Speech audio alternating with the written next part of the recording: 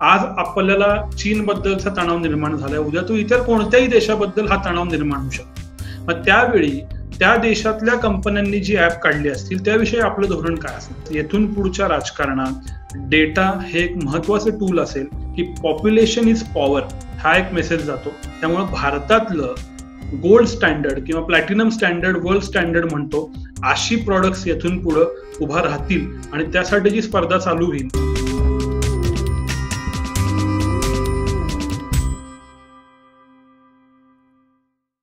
नमस्कार, मी विनायक पाचलक आणि think bank मध्ये तुम्हा सगळ्यांचं मनापासून स्वागत.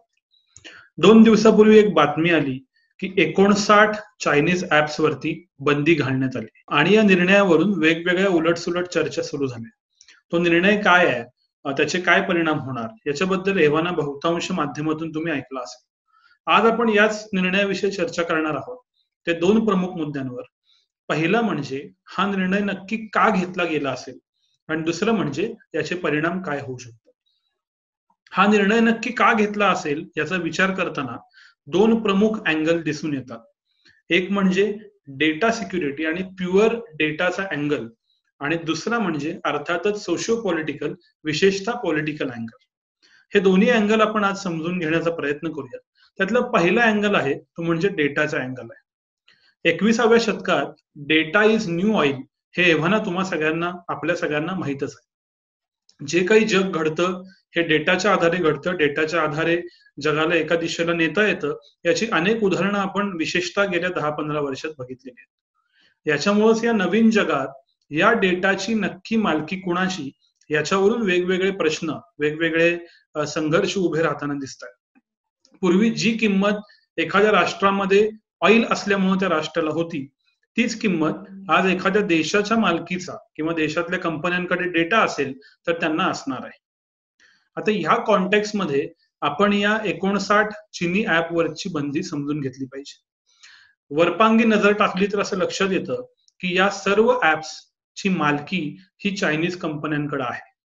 याचा अर्थ असा की चीन सरकार किंवा चीन सरकारमधले वेगवेगळे कायदे किंवा संविधान वेगवेगळ्या कारणांसाठी या कंपन्यांकडून त्यांचा डेटा मागू शकते. आता तुम्ही बघाल तर यातली जी प्रमुख ऍप्स आहेत, ही सर्व ऍप आपल्या वेगवेगळ्या युटिलिटी परमिशन्स मागतात. मग त्याच्यामध्ये आपलं लोकेशन असेल, आपला कॅमेरा असेल, आपला आयपी ऍड्रेस असेल, आपल्या इतर काही ऍक्सेसेस असतील, आणि आपण स्वतःच ही ऍप इन्स्टॉल केलेली असताना या सगळ्या परमिशन ग्रँट केलेल्या असतात.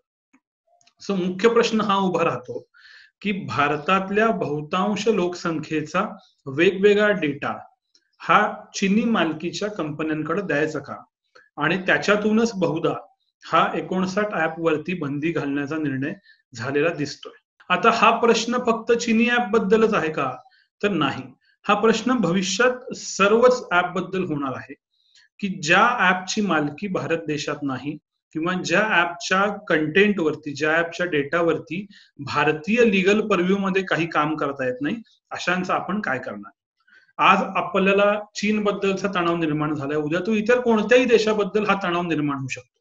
मग त्यावेळी त्या देशातल्या कंपन्यांनी जी ऍप काढली असतील त्याविषयी आपलं धोरण काय असणार. या संदर्भातलं data protection bill Srikrishna committee 2015-16च्या आसपास बसली होती आणि त्यांनी ते बिल सबमिट केलं. हे गेल्या डिसेंबर 2019 मध्ये लोकसभेत येऊन गेलं आणि आता ते जॉईंट पार्लमेंटरी कमिटीकडे पाठवलेलं आहे. अशी अपेक्षा आहे की पुढच्या 1-2 सेशन मध्ये ते बिल येईल आणि तो कायदा येईल.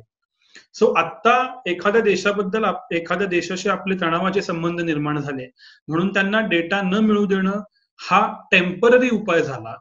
पण अशी लीगल रचना उभी करणं की कोणतेही ऍप, की ते कोणत्याही देशात असू दे, त्यांना आपल्या देशातल्या व्यक्तींचा, समूहाचा डेटा कसा वापरायचा, याबद्दलची धोरणं काय, याबद्दलचे कायदे काय, हे याचं लॉंग टर्म उत्तर आहे. या बाबतीत आपण युरोपियन युनियनचं धोरण समजून घेतलं पाहिजे. युरोपियन युनियननं डेटा प्रायव्हसी ऍक्ट त्यांचा मान्य केलेला आहे जवळपास सर्व देशांनी युरोपियन युनियन मधल्या. त्याला GDPR म्हणतात. आणि हा GDPRचा कायदा हा जगभरात कुठंही कोणत्याही कंपनीनं ऍप बनवला असेल किंवा कोणत्याही प्रकारची सेवा दिली असेल की जी युरोपियन युनियन मधल्या लोकांनी वापरायची असेल, तर त्यांना या ऍक्टला अबाईड राहणं, म्हणजे या ऍक्टच्या अंडर राहणं बंधनकारक आहे.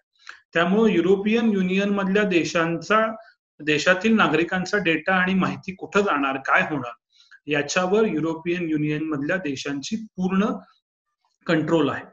असा कंट्रोल किंवा अशी संविधानिक रचना भारत जेव्हा आणेल, तेव्हा या सगळ्या प्रश्नांची उत्तरं अधिक सोपी आणि सुटसुटीत होऊ शकतात.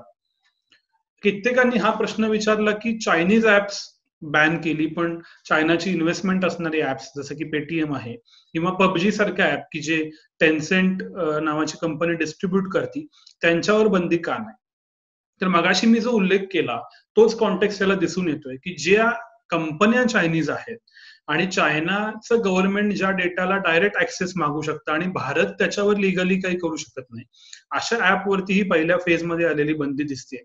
पबजी हे मूळ साऊथ कोरिया मधलं ऍप आहे आणि टेन्सेंट त्याचं मोबाईल व्हर्जन फक्त डिस्ट्रीब्यूट करतं, त्यामुळे कदाचित लिगली हा डेटा चायनाला ऍक्सेसेबल आहे का नाही याच्याविषयी शंका असेल. पेटीएम ही भारतीय कंपनी आहे, पेटीएम बँक आहे की जी भारतीय कायद्याच्या अखत्यारीत येते आणि त्याच्यामध्ये फक्त चायनीज इन्व्हेस्टरची इन्व्हेस्टमेंट आहे. त्यामुळे जो डेटा सिक्युरिटीचा, डेटा प्रायव्हसीचा जो धोका आहे तो कदाचित अशा ऍप्स मध्ये नसल्यामुळं या पहिल्या 59 ऍपवरती कारवाई करण्यात आली आहे, पण या दोन्हीवरती करण्यात आलेली नाही. असे इतरही काही ऍप्स असतील असं सकृत दर्शनी दिसतं. या निमित्तानं इतरही काही प्रश्न तयार होतात, ते म्हणजे आपण नक्की आपला डेटा कुणाकुणाकडे द्यायचा. मध्यंतरी डेटा लोकलायझेशनची बिल सुद्धा चर्चेत होतं की ज्या काही मल्टीनॅशनल कंपन्या आहेत त्यांनी त्यांचे सर्व्हर भारतातच ठेवावेत, जेणेकरून तो डेटा भारतीय भूमीवर राहील आणि भारतीय कायद्याच्या अधीन राहील, अशी काही चर्चा झाली. एकूणातच येथून पुढच्या राजकारणात डेटा हे एक महत्वाचं टूल असेल, महत्वाचं विपन असेल, हे या निर्णयामुळे पुन्हा एकदा अधोरेखित झाले. दुसरा यातला जो अँगल आहे तो पूर्णपणे सोशिओ पॉलिटिकल किंवा पॉलिटिकल असं आपल्याला म्हणता येईल. ह्या ऍप रिमूव्ह करण्यानं चायनाला देश म्हणून काही फार फरक पडणार नाही हे तर स्पष्ट आहे, पण भारतीय नागरिकांच्या मनात जी काही आता चीन विरोधी भावना आहे त्याला बळकटी या कृतीमुळे होऊ शकते. किंबहुना कित्येकदा जेव्हा एखाद्या विषयावर मास मोमेंटम किंवा जनमत घडवायचं असतं, अशा वेळेला प्रत्येक नागरिकाला काहीतरी कृती करायला मिळणं हे त्या भावनेशी जोडून घेण्यासाठी खूप गरजेचं असतं. आज जवळपास 1/4 एक पंचमांश देशातल्या जनतेकडे ही ऍप्स असतील, तर ही ऍप रिमूव्ह केल्यामुळं, ही ऍप न वापरल्यामुळं आपणही या लढ्यात, आपणही या परिस्थितीत भारतीय सैनिकांबरोबर, भारताच्या एकूण धोरणाबरोबर आहोत असं सामान्य जनतेला एक फील निर्माण होऊ शकतो आणि एक जनमत या सगळ्यामध्ये बनू शकतं आणि प्रत्येकाला आपण सहभागी आहोत असं फिलिंग येऊ शकतं. बाकी कोणत्याही गोष्टीपेक्षा हे जे जनमत घडवणं आहे, यासाठी ही ऍप बॅनची मूव्ह, सायकोलॉजिकल मूव्ह ह्या सध्याच्या भारत चीन स्टँड ऑफच्या पार्श्वभूमीवर करण्यात आली असावी, असंही वाटायला बराचसा वाव आहे. आता याचे परिणाम काय असू शकतात हे आपण थोडेसे बघूया. तर याचा पहिला अनुषंगिक परिणाम एक असेल की या ज्या कंपन्या आहेत यांचं व्हॅल्युएशन कमी होईल, कारण जवळपास 1/3 1/4 डाउनलोड्स त्यांचे अचानक ओव्हरनाईट व्हॅनिश होतील. ओव्हरऑल चीनच्या इकॉनॉमीमध्ये या कंपन्यांचा वाटा कदाचित कमी असेल, पण या कंपन्यांसाठी मात्र ही फार मोठी घटना असणार आहे. त्यांच्या एक्सपान्शनचे, त्यांच्या आयपीओचे प्लॅन्स या निमित्ताने थोडेसे अडखळतील, हेलकावतील, कदाचित कित्येक वर्ष पुढे सरकतील. याच्यातून 2 मेसेज जातात की पॉप्युलेशन इज पॉवर, हा एक मेसेज जातो. भारतात जवळपास 130 कोटी जनता आहे आणि ही डेमोग्राफी ही आपली पॉवर आहे असं आपण कायम म्हणतो. ती कदाचित आपण दाखवून देतोय की आमच्याकडचे युजर्स, आमच्याकडच्या वेगवेगळ्या कन्झम्पशन केल्या जाणाऱ्या गोष्टी जर का आम्ही थांबवल्या तर कदाचित वेगवेगळ्या कंपन्यांना त्याचा फटका बसू शकतो.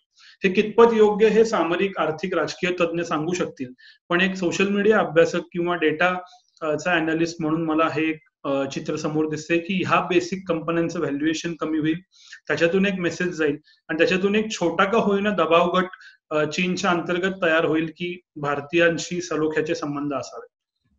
दुसरा एक महत्वाचा बदल होऊ शकतो तो म्हणजे या निमित्तानं आत्मनिर्भर भारतला मिळणारं प्रोत्साहन. भारतीय आयटी क्षेत्रात 2 गट पडतात, एक म्हणजे मेक इन इंडिया आणि दुसरं म्हणजे make for India. Make in India म्हणजे भारतात बनवणे तंत्रज्ञान, पण ते भारतातच वापरलं जाईल असं नाही. एक मोठी आउटसोर्सिंगची इंडस्ट्री गेल्या 3 दशकात भारतात आयटीची उभा राहिली आणि त्यानं भारताची मोठी प्रगती झाली, यात काही शंका नाही. पण यातलं बरंचसं काम हे परदेशातनं आउटसोर्स काम होतं. आता मात्र ही एक मोठी संधी या निमित्तानं आलेली आहे, ती म्हणजे मेक फॉर इंडिया. भारतीय कंपन्यांनी भारतातल्या 100 कोटी लोकांना कन्झ्युमर म्हणून डोळ्यासमोर ठेवून वेगवेगळी ऍप्स लॉन्च करणे आणि त्याचं बिझनेस मॉडेल बनवणे हा कित्येक लाख कोटीचा व्यवसाय पुढच्या काही वर्षात होऊ शकतो. चिंगारी सारखी काही ऍप आहेत ज्यांना गेल्या 8 दिवसात प्रचंड रिस्पॉन्स मिळतोय.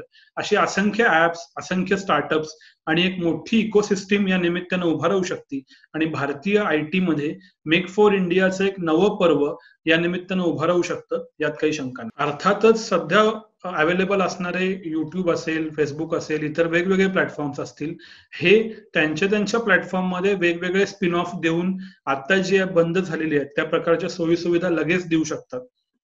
नेटवर्क इफेक्टमुळं त्यांच्याकडे ऑलरेडी असणारा युजर बेस हे त्यांचं ऍडव्हान्टेज असू शकतं. त्यामुळे भारतीय कंपन्यांना ह्या ग्लोबल स्टँडर्डशी कॉम्पिट करावं लागणार आहे. त्यामुळे क्वालिटी, युजर एक्सपिरियन्स या सगळ्या क्षेत्रात काम करावं लागणार आहे. त्यामुळे भारतातलं गोल्ड स्टँडर्ड किंवा प्लॅटिनम स्टँडर्ड, वर्ल्ड स्टँडर्ड म्हणतो, अशी प्रॉडक्ट्स येथून पुढे उभा राहतील आणि त्यासाठी जी स्पर्धा चालू होईल हे यातलं एक चांगलं फलित असू शकतं. कदाचित गुगल सारख्या आधीच उपलब्ध असणाऱ्या जायंट्सना या निमित्तानं फायदा होईल, बूस्ट मिळेल, त्यांची कॉम्पिटिशन कमी होईल, असेही काही तात्कालिक फायदे असू शकतात. शिवाय ही वन ऑफ मूव्ह राहती का हा ट्रेंड सेट होतो, या निमित्तानं वेगवेगळे देश काय भूमिका घेतात, भारत आपल्या धोरणात कन्सिस्टन्सी ठेवतं का, यानंतर डिजिटल डिग्लोबलायझेशन होईल का, याच्याविषयी विचार करता येऊ शकेल. समजा हीच असंख्य देशांनी ओढली, प्रत्येक देशानं आपल्या आपल्या समूहापुरतं, आपल्या देशापुरतं मर्यादित ऍप आणि डिजिटल इकोसिस्टीम ठेवायची ठरवली किंवा त्या दृष्टीनं जरा जरी काही पावलं उचलली गेली तर तो एक वेगळा परिणाम जगभरातल्या इकॉनॉमीवर होऊ शकतो. आणि सध्या जे एकूणातच डिग्लोबलायझेशनचं वातावरण निर्माण झालंय त्याला कदाचित बूस्ट मिळू शकतो. पण ह्याबद्दल येणारा काळच जास्त सविस्तर सांगू शकेल. एकूणातच ही घटना वन ऑफ घटना म्हणून बघितली तर त्याचे परिणाम तात्कालिक दिसतील, पण दूरगामी समजा आपण याच्या परिणामांकडे बघितलं तर काही प्रमुख मुद्द्यांवर आपल्याला येथून पुढे एक समाज म्हणून, एक देश म्हणून काम करावं लागेल असं दिसतंय. तो म्हणजे आपली माहिती महत्वाची आहे हा मेसेज समाजातल्या सर्व घटकांपर्यंत जाणं, आपली माहिती योग्य त्या ऍप्सना, योग्य त्या संस्थांना, योग्य त्या व्यक्तींनाच देणं आणि आपली माहिती आपली ताकद आहे याची जाणीव आपल्या सर्वांना होणं. या माहितीच्या कंट्रोलसाठी, या माहितीच्या कम्युनिकेशनसाठी चांगली कायदेशीर फ्रेमवर्क्स निर्माण करणं हे आपल्या पुढचं एक प्रमुख चॅलेंज असेल. आणि आपण गेल्या काही व्हिडिओत एक मुद्दा मांडला जातो म्हणजे ट्रस्टचा. नक्की आपण कुणाकुणावर विश्वास ठेवणार हा प्रश्न येथून पुढं आपल्या सगळ्यांपुढं आवासून उभा राहील.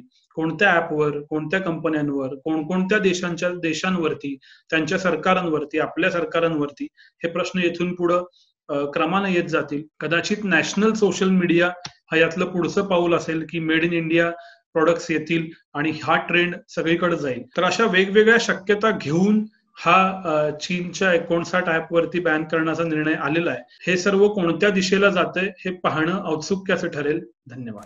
थिंक बँकचे सर्व एपिसोड आता ऐका स्टोरीटेल या ॲपवर. 30 दिवसांचे मोफत सबस्क्रिप्शन मिळवण्यासाठी डिस्क्रिप्शन मधील www.storytel.com/thinkbank या लिंकला भेट द्या.